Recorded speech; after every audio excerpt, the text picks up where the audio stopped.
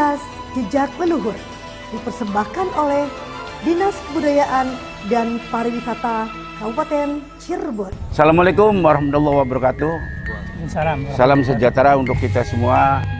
Cirebon sebagai sebuah wilayah kultural yang memiliki akulturasi berbagai kekayaan budaya dan peninggalan sejarah telah menjadi tujuan objek wisata religi. Saya selaku Kepala Dinas Kebudayaan dan Pariwisata Kabupaten Cirebon mengajak masyarakat dan wisatawan untuk mengunjungi keunikan daya tarik dan wisata religi dalam rangka menjunjung tinggi nilai leluhur yang ada di Kabupaten Cirebon.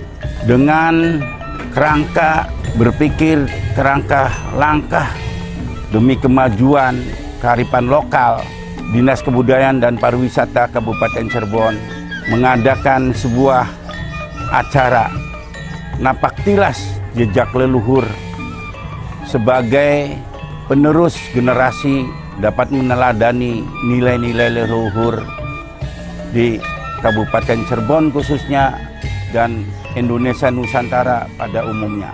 Kabupaten Cirebon Katon. Kita sekarang berada di tempat paserean makom dari Bang Losari, Penembahan Losari atau Pangeran Angkawijaya. Tepatnya di Desa Losari Lor, Kecamatan Losari, Kabupaten Brebes. Ini sangat menarik sekali bahwa luasan wilayah tersebut ternyata tidak mempengaruhi ruang dan waktu. Jadi kalau secara demografi, Losari itu terbagi dua. Losari Jawa Barat, yaitu adanya di Kabupaten Cirebon, dan Losari Lor adanya di Jawa Tengah. Assalamualaikum Pak Jupel. Waalaikumsalam. Ya, maksud tujuan kami mau ingin bincang-bincang Pak Jupel. Mangga, itu dalam rangka Napaktilas. Mangga. Bila kula dijinahkan. Mangga. Iya. Assalamualaikum. Niki tempat paseran nih. Nggih, Kang Lebet. Niki Kang Lebet. komplek makam Nggih. Pangeran Angkawijaya dan beserta para pengikutnya. Nggih. Niki sinten niki? Niki Pangeran Alaya. Pangeran Alaya. Niki berarti menawi niku putra ragile beliau. Yang meneruskan tampuk pimpinan Riko Satoria. Nah, setunggal malih Garwane. Oh, garwane. Sinten malih Kang samping-sampingnya? Sing lebih efisien niku sing Mangga. Sok.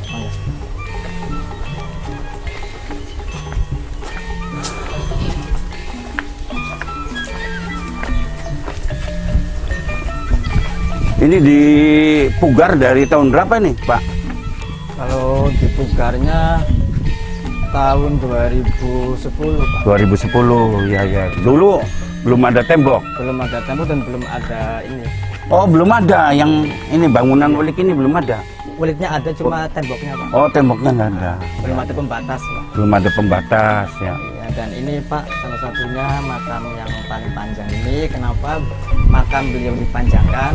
Karena beliau adalah utusan dari Demak yang diutus langsung oleh Raden Fatah untuk Ngomong, untuk menemani beliau mukim di Losari, yakni beliau bernama Dalem Temenggung. Dalem Temenggung. Ini beliau asli Demak. Apa peranakan dari Timur Tengah apa bagaimana? Asli Demak. Asli Demak. Ya. Yang memang diutus diperuntukkan untuk menemani dan ngomong beliau di Losari. Mungkin apa gede dhuwur lah wonge ya. Mboten, Pak, menawi zaman sejen itu untuk penghormatan. Oh, penghormatan. Oh, nggih. Jadi agak dipanjangkan makamnya. Ya. Sinten malih teng mriki sampun. Sampun, Pak. Oke, cukup. Ini sih ajudan-ajudan. Oh, ajudan. Menawi makam beliau teng lebih. Oke, mangga. Kita sudah duduk di tengah-tengah paseran Pangeran Angkawijaya. Konon beliau itu sedikit saya memberikan sebuah prolog.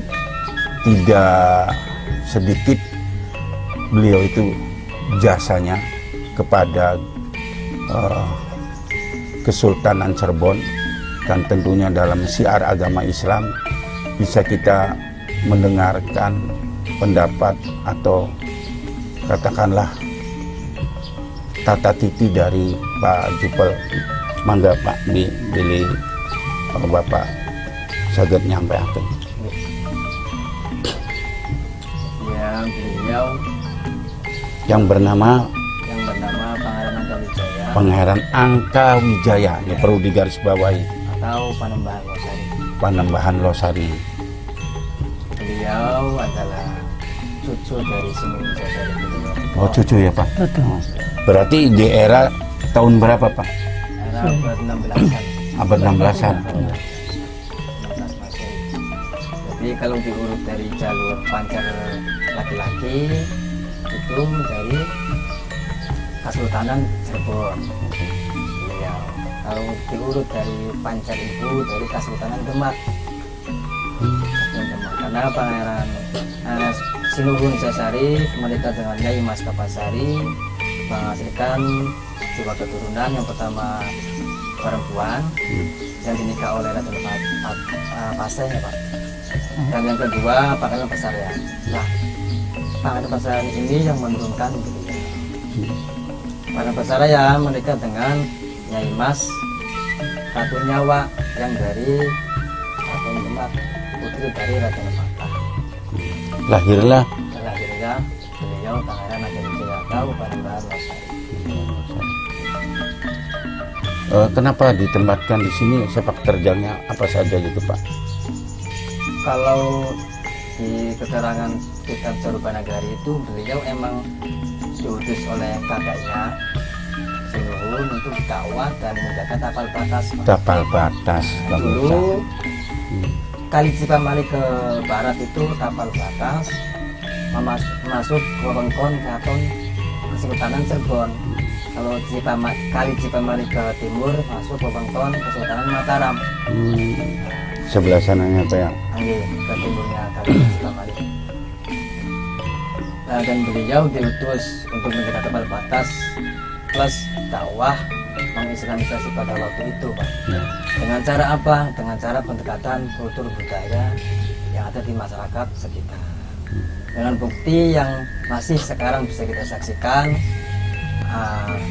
dari Topeng Losari. Dari Topeng Losari. Beliau dakwah dengan pendekatan adat yang mana dulu ketika orang-orang melihat pertunjukan itu harus membayar. Tapi ketika beliau yang membuka pertunjukan tersebut dengan lakon dari Topeng Losari menggratiskan Pak. Cukup baca syahadat. Tapi dengan syarat membaca 2 kalimat syahadat. Ya, sampai ya yang bisa kita lihat sekarang lah, masyarakat Losari bisa mengenal Islam karena salah satu berkah hasil dari metode dakwah beliau.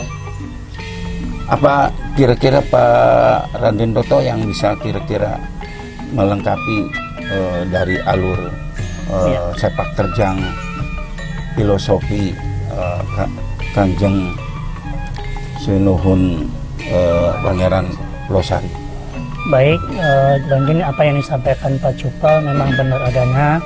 Jadi saya mungkin menyempurnakan saja Pak, sumbernya dari naskah Mertasinga menjelaskan bahwa Pangeran Losari atau Panembahan Losari ini yang dikenal oleh masyarakat adalah Pangeran Angka Wijaya adalah benar bahwasanya cucu dari Sunan Gunung Jati, di mana beliau adalah putra dari Pangeran Pasarian dengan Ratu Nyawa, yaitu putri daripada Raden Patah, Kesultanan Demak Bintoro. Nah, kata beliau itu adalah berdasarkan naskah itu memiliki putra-putranya Pak. Salah satunya yaitu pertama Pangeran Ksatria, yang kedua Pangeran Losari atau Panembahan Losari, yang ketiga Pangeran Suwarga atau Pangeran Kemuning, yang kelima adalah keempat adalah